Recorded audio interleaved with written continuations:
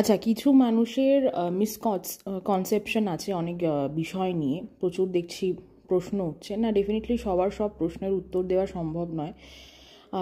তাহলে আমাকে এখন ভাই রোজই ভিডিও বানাতে হবে, যে সময়টা দেওয়া একেবারেই ইম্পসিবল, বিকজ আজকে সানডে, কালকে থেকে আবার অফিস শুরু।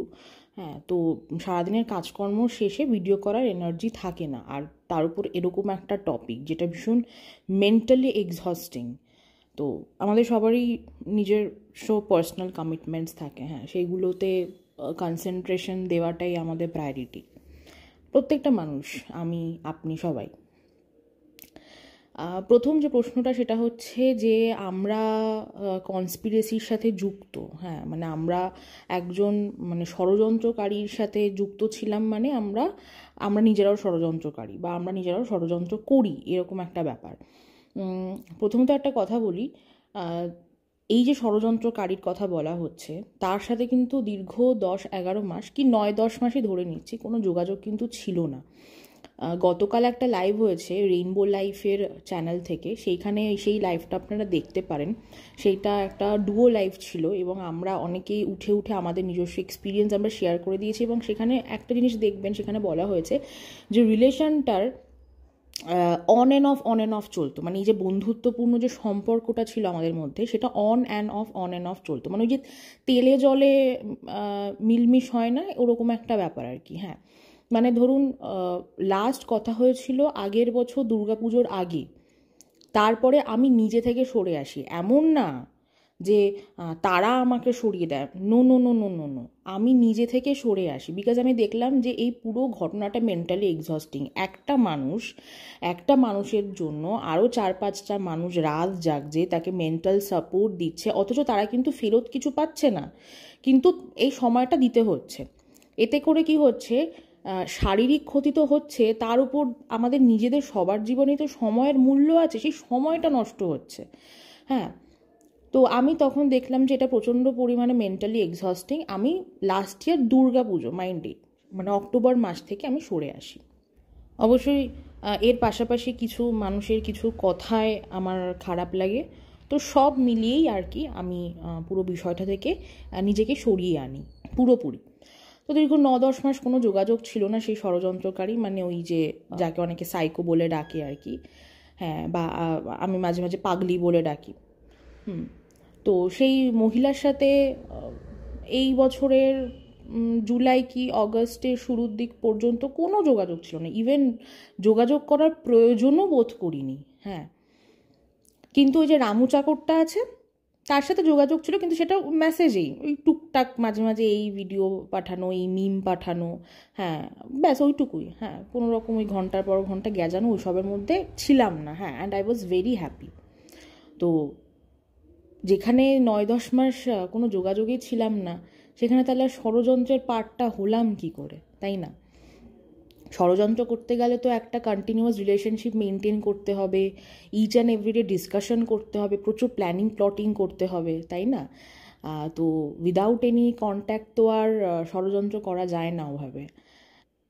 তো আশা করছি আপনারা বুঝতেই পেরেছেন। আর ব্যাপারটা হচ্ছে, আমি যে অক্টোবর মাসে সরে আসলাম আগের বছর, তার 2-3 মাস আগে পর্যন্ত আমি না একতরফা গল্প শুনে বিশ্বাস করেছিলাম এই মহিলাকে, ঠিক আছে, বা তার প্রতি আমি ইমোশনালি ইনভেস্ট করেছিলাম।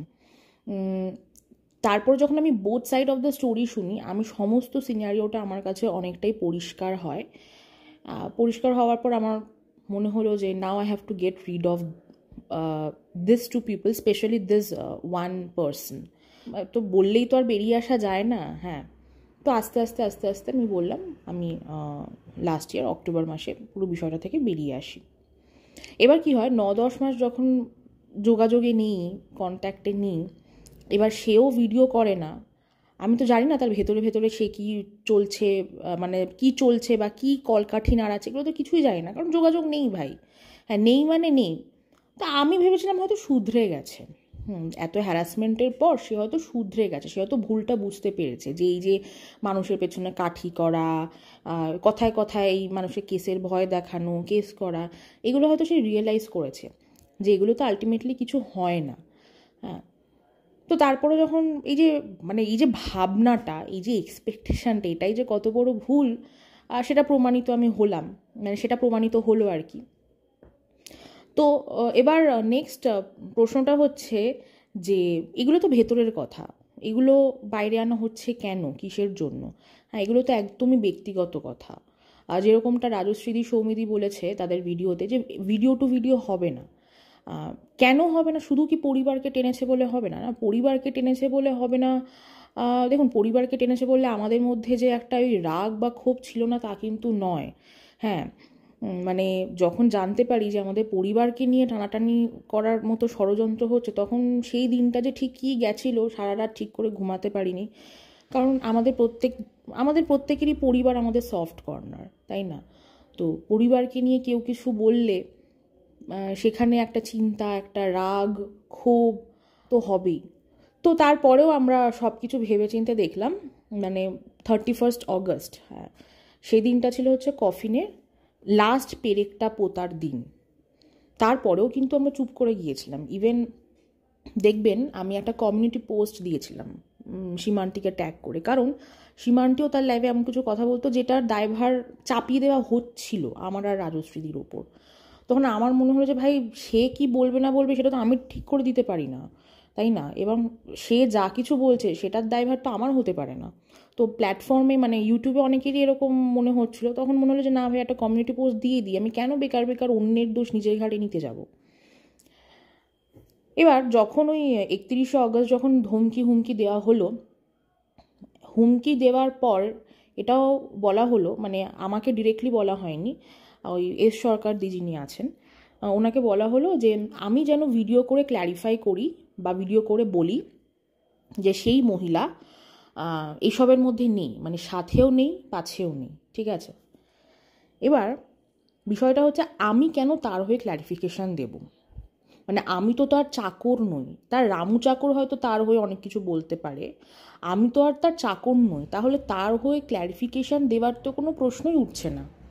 আমি আমার নিজের কথা বলতে পারি, তার হয়ে আমি ক্ল্যারিফিকেশান দিলাম, তারপরে মানে সে যা জিনিস, সে তো ওই যে বললাম, সে তো লোকের পেছনে কাঠি না করলে তার পেটের ভাত হজম হয় না। তো এবার আমি ক্ল্যারিফিকেশান দিয়ে একটা ভিডিও করলাম তার হয়ে, তারপরে সে আবার কারোর পেছনে কলকাঠি নাড়ালো, সেই মানুষটা তো আমার গলাটা চেপে এসে ধরবে যে তুমি পাবলিকালি বলেছিলে যে সে এইগুলোতে নেই, তাহলে আজকে এটা কি হচ্ছে? তা আমি তো সেই রিস্ক নেব না ডেফিনেটলি। আমি কেন কারোর বসিং টলারেট করব? আমি করি না, আমার পছন্দ নয়। হ্যাঁ, তো আমি বলেছিলাম যে না, আমি কারোর হয়ে ক্ল্যারিফিকেশন দিতে পারবো না, আমি কোনো ক্ল্যারিফিকেশন তার হয়ে দেবো না। আমার যদি ক্ল্যারিফিকেশন দেওয়ার হয় আমি নিজের হয়ে ক্ল্যারিফিকেশন দেবো, যেটা আমি দিয়েছিলাম কমিউনিটি পোস্টের দ্বারা। তারপর 2 সপ্তাহ চুপ হয়ে গিয়েছিলাম, কারণ মনে হলো যে কি দরকার ঘরের খেয়ে বোনের মোষ তাড়ানো। নিজেদের লাইফে কনসেন্ট্রেট করি, সামনে পুজো আসছে, আর আপনারা সবাই জানেন এই দুর্গা পুজোর আগে কাজের প্রচণ্ড চাপ বেড়ে যায়, অফিসের কাজ বলুন, ঘরবাড়ির কাজ বলুন, পার্সোনাল কাজ, প্রচুর প্রচুর একটা চাপ থাকে। তখন মনে হলো যে এত চাপ আছে ভাই, এগুলোতেই সময় প্রচুর দেওয়া উচিত এখন। তখন একদম 2 সপ্তাহ we were pin drop silent. তার মধ্যে হ্যাঁ, রুনা আন্টির লাইভে হয়তো 1-2বার গেছি, কিন্তু আর টিনাকে নিয়েও ভিডিও করেছি, কিন্তু সেটা তো একেবারেই মানে কন্ট্রোভার্সি রিলেটেড। হ্যাঁ, মানে ওই বিষয়ে তো কোনো কথা বলিই নি 2 সপ্তাহ। আমি 31 অগস্টের পর 2 সপ্তাহের কথা বলছি, কোনো কথা তো আমরা বলিনি। আপনারা নিজেরাই দেখেছেন, আপনারাই বলুন না কোনো রকম কোথাও গিয়ে এই রিলেটেড কোনো কমেন্ট করা বা কোনো ভিডিও করা বা কোনো কমিউনিটি পোস্ট দেওয়া দেখেছেন কি করতে? দেখেননি তো। হঠাৎ করে 2 সপ্তাহ পর কেন আমরা মুখটা খুললাম? ইচ্ছাকৃত? একেবারেই নয়, বাধ্য হয়েছি, রীতিমতো বাধ্য করা হয়েছে। কে করেছে? অবশ্যই মালকিন তো পেছন থেকে আছেই, তার রামু চাকর। আপনারা হয়তো অনেকে দেখেননি, আবার অনেকে দেখেছেন আমি জানি। সেটা হচ্ছে এই রামু চাকর একটার পর একটা কমিউনিটি পোস্ট দিয়েই যাচ্ছিল। তার মধ্যে অনেকগুলো ডিলিটেড, 2-3টে কমিউনিটি পোস্ট মনে হয় ডিলিটেড অলরেডি, ঠিক আছে? তো প্রথম যে কমিউনিটি পোস্টটা দিল মাঝরাতে, সেটা আমাকে ঠুকে দিল। আমি রাতে তো ঘুমিয়ে পড়েছিলাম স্বাভাবিকভাবে, আমি সকালবেলা ঘুম থেকে উঠে সেই কমিউনিটি পোস্টটা দেখলাম। দেখার পর আই ডিসাইডেড যে ওর খোঁচানোর হচ্ছে খোঁচাক, আমি পিন ড্রপ সাইলেন্ট থাকবো, কারণ কোনটা সত্যি আর কোনটা মিথ্যে, আমার ভুল আছে কি নেই সেটা আমি নিজে খুব ভালো করে জানি। তো আমি পুরো ইগনোর করে গিয়েছিলাম। কিন্তু তারপরে ওই পোস্টেই এস সরকারদি যিনি আছেন, উনি যেহেতু মানে এস সরকারদি যেহেতু সামনে থেকে নোংরামোটা দেখেছে, মানে নিজে এক্সপিরিয়েন্স করেছে, নিজে কানে শুনেছে, তো এস সরকারদি তখন সেখানে গিয়ে একটা কমেন্ট করে, মানে একদম ঝাঝালো একটা কমেন্ট করে।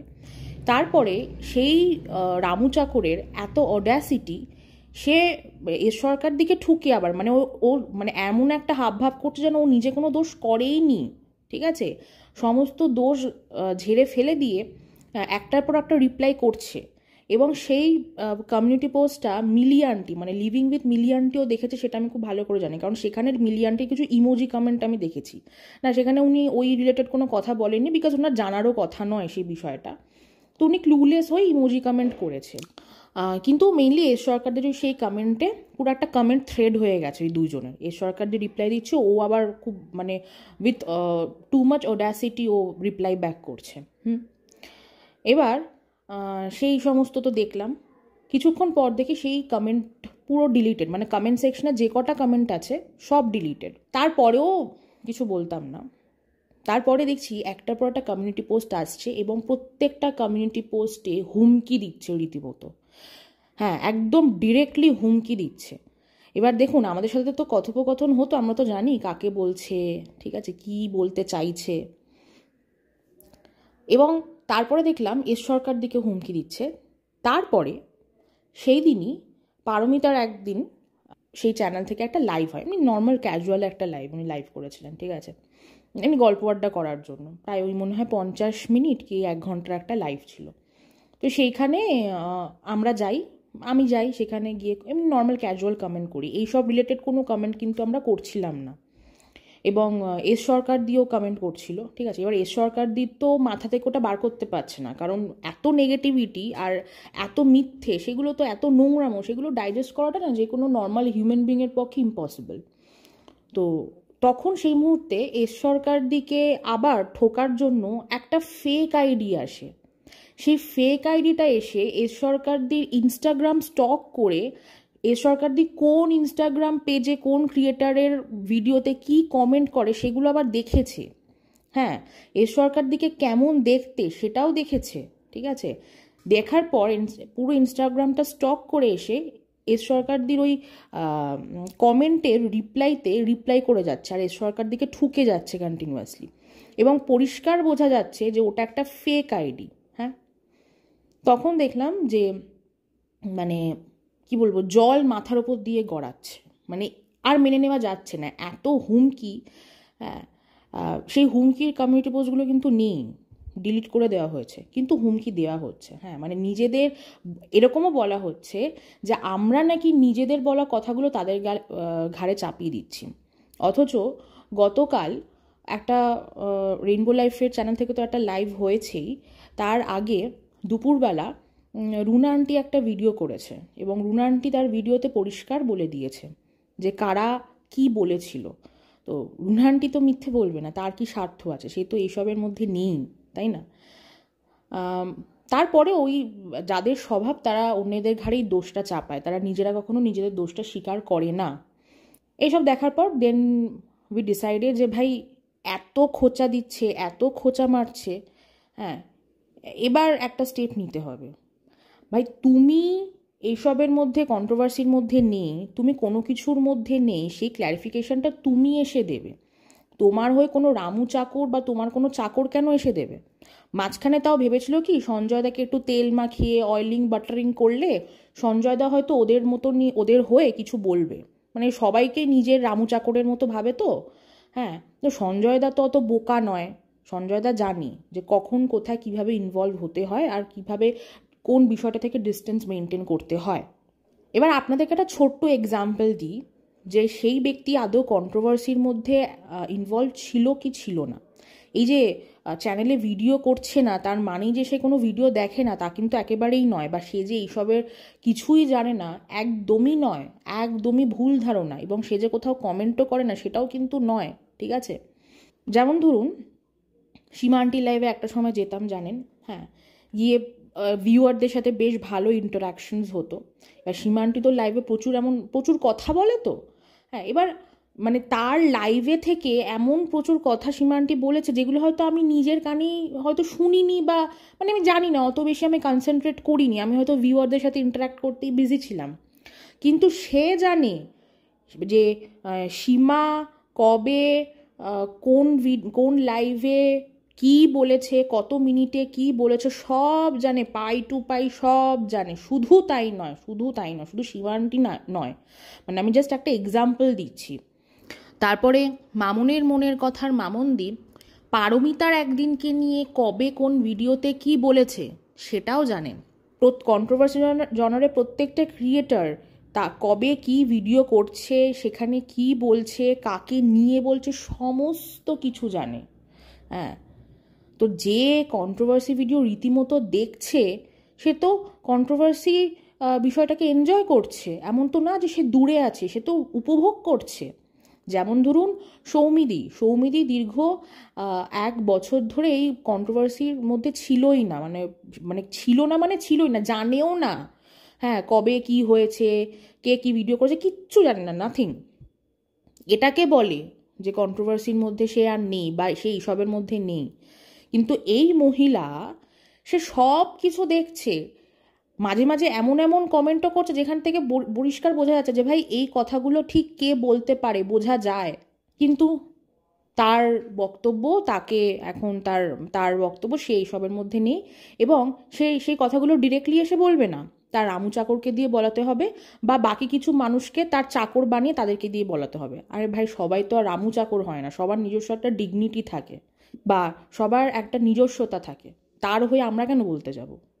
এবার যখন দেখলাম যে এরকম কমিউনিটি পোস্ট একটা পর একটা কমিউনিটি পোস্ট দিয়ে হিট করা হচ্ছে, শুধু তাই নয়, কোনো কারোর ইনস্টাগ্রাম স্টক করা হচ্ছে, স্টক করে এসে তাকে আবার সে কোথাও গিয়ে কমেন্ট করছে, সেখানে গিয়ে আবার তাকে হিট করা হচ্ছে, সেটা তো অ্যাকসেপ্ট করা যায় না, তাই না? তোমরা বলছো যে তোমরা নোংরা নও, তোমরা সাফ সাফেদ, তোমরা পবিত্র, তোমরা কোনো কিছুতেই নেই, তোমরা সবসময় সাধু সেজে রয়েছো, কিন্তু তোমরা যে আসলে সাধু নও সেটা তো মানুষের সামনে তুলে ধরতে হবে, নাহলে মানুষ তো ভাবছে আরে এরা তো ইনোসেন্ট, এরা তো কোনো কিছুতেই নেই। সেই কারণে বাধ্য হয়েছি। এমনটা একেবারেই নয় যে আমরা হঠাৎ করে ওয়ান ব্লু মুন এসে আমরা ভিডিও করা শুরু করে দিলাম, আমরা সব কিছু রিভিল করা শুরু করে দিলাম। আপনারা হয়তো সেই সমস্ত কমিউনিটি পোস্টগুলো দেখেননি, তাই আপনারা বুঝতে পারছেন না রিজনটা কি, আমাদের হঠাৎ করে এরকম মুখ খোলার রিজনটা কি আপনারা বুঝতে পারছেন না। সেই কমিউনিটি পোস্টগুলো যদি না করা হতো, আমাদেরকে যদি হিট না করা হতো, বা হুমকি যদি না দেওয়া হতো, হ্যাঁ, হুমকি ধমকি এগুলো যদি না দেওয়া হতো, আমরাও আমাদের মতো আমাদের লাইফে মুভ অন করে গিয়েছিলাম, আমরাও বিষয়টা নিয়ে অত মাথা ঘামাতাম না। কিন্তু ওই যে পেছন থেকে খেললে তখন সামনে থেকে তো আমরাও খেলবো, তাই না? এই হচ্ছে ব্যাপার। আশা করছি আপনারা সবাই বুঝতে পেরেছেন, আর যদি বুঝতে নাও পারেন সত্যি কিছু করার নেই, কারণ প্রশ্নগুলো বা আঙুলগুলো যখন পরিবারের দিকে ওঠে, পরিবারকে হ্যারাস করার মতো যদি কেউ ষড়যন্ত্র করে থাকে, এবং নিজেরা নোংরামি করে, হ্যাঁ, নিজেরা অসভ্যতামি করে, আবার নিজেরা হুমকি দিয়ে তারপর আবার নিজেরা সাধু সাজবে, এরকম কাজ যদি কেউ করে থাকে, তখন মুখ খুলতে হয়, তখন অবশ্যই প্রতিবাদ করতে হয়, এবং নিজেকে ডিফেন্ড করা, নিজের হয়ে মুখ খোলা, নিজের পরিবারের হয়ে প্রতিবাদ করাতে আমার মনে হয় না অন্যায় কিছু আছে, বরং সেটা অনেকটা দেরিতেই করছি, কিন্তু করছি তো। অনেকেই বলে যে আগে করা উচিত ছিল। আসলে ব্যাপারটা কি বলো তো, এখানে অনেক আন্টিরা আছে যারা আমাদের খুব স্নেহ করে, তারা বলছিল তোরা আগে মুখ খুললি না কেন, তোরা আগে বলতে পারতি। আগে কি করে বলবো, বললাম তো দীর্ঘ 9-10 মাস তো কোনো যোগাযোগই ছিল না, ওই কারণে আমরাও ভাই হ্যাঁ ঠিক আছে, সে তার মতো আছে, আমরাও আমাদের মতো আছি, কি দরকার সব নিয়ে মুখ খোলার।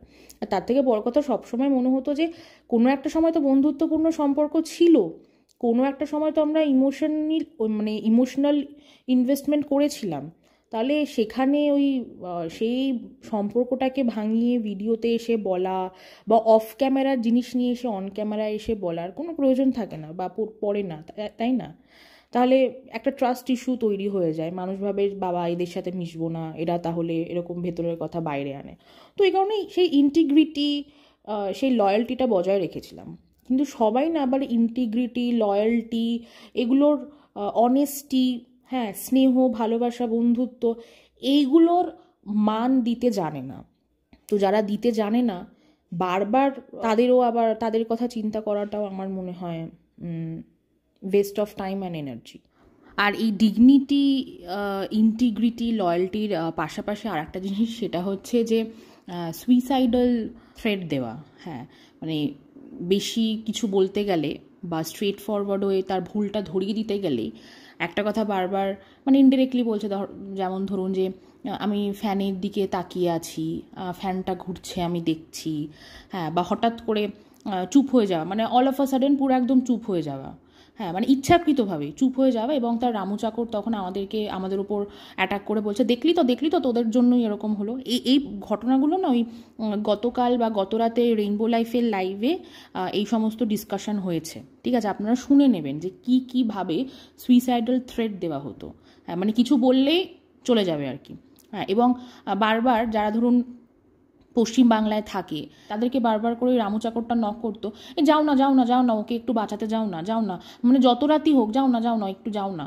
হ্যাঁ, মানে এখানে এই বিষয়টার অনেকে কিন্তু প্রমাণ আছে, মানে অ্যাজ আ উইটনেস আছে। এমন না যে আমরা 1-2 জন বা 3 জন বানিয়ে এটা বলছি, তার বাইরেও অনেকের সাথে এরকম ঘটনাটা ঘটেছে বলেই বলছি আর কি। হ্যাঁ, তো সব কিছু মিলিয়ে, হ্যাঁ, মানে ইন্টিগ্রিটি, লয়্যালটি মেনটেন করার পাশাপাশি এই সমস্ত জিনিসেরও একটা কোথাও গিয়ে একটা মানে কি বলবো, মানে আমরা সাধারণ মানুষ তো, মানে আমরা না এত কমপ্লিকেশনস, এই কোনো একটা মানুষের ভেতর যে এত নেগেটিভিটি থাকতে পারে, সে যে এতটা নিচে নেমে গিয়ে মানে নিজেকে প্রতিস্থাপন করতে চায়, এগুলো সত্যি মানে আমাদের পক্ষে ধারণা করাটা না ইম্পসিবল। কারণ সেরকম সারাউন্ডিংয়ে বড় হয়নি, সেরকম শিক্ষাও কোনো দিন পাইনি। তো অবশ্যই এগুলো আমাদের জন্য খুবই অস্বাভাবিক, একেবারেই স্বাভাবিক নয়। এনিওয়েজ, এইটুকুই বলার ছিল। জানি না আবার নেক্সট কবে ভিডিও আনতে পারবো, কারণ কালকে থেকেই আবার অফিস শুরু হয়ে যাচ্ছে। যদি সময় পাই, আর যদি আপনাদের কোনো আরও প্রশ্ন থেকে থাকে, বলার তো অনেক কিছুই আছে, কিন্তু ব্যাপারটা হচ্ছে যে মানে এত মানে ঘটনা রিকল করে বলার, সেটাতেও ঠিক আছে, কোনো সমস্যা নেই, কিন্তু সময় বার করাটাই একটা বিরাট বড় একটা সমস্যা। উইকেন্ড বা ছুটি হলে সেটা তাও করা যায়, উইকডেজে করাটা সত্যি ইম্পসিবল। সময় বার করাটা খুবই মানে তখন কঠিন হয়ে দাঁড়ায় আর কি। এনিওয়েজ, ভিডিওটা এত অবধি থাকলো, সবাই খুব ভালো থাকবেন, থ্যাংক ইউ।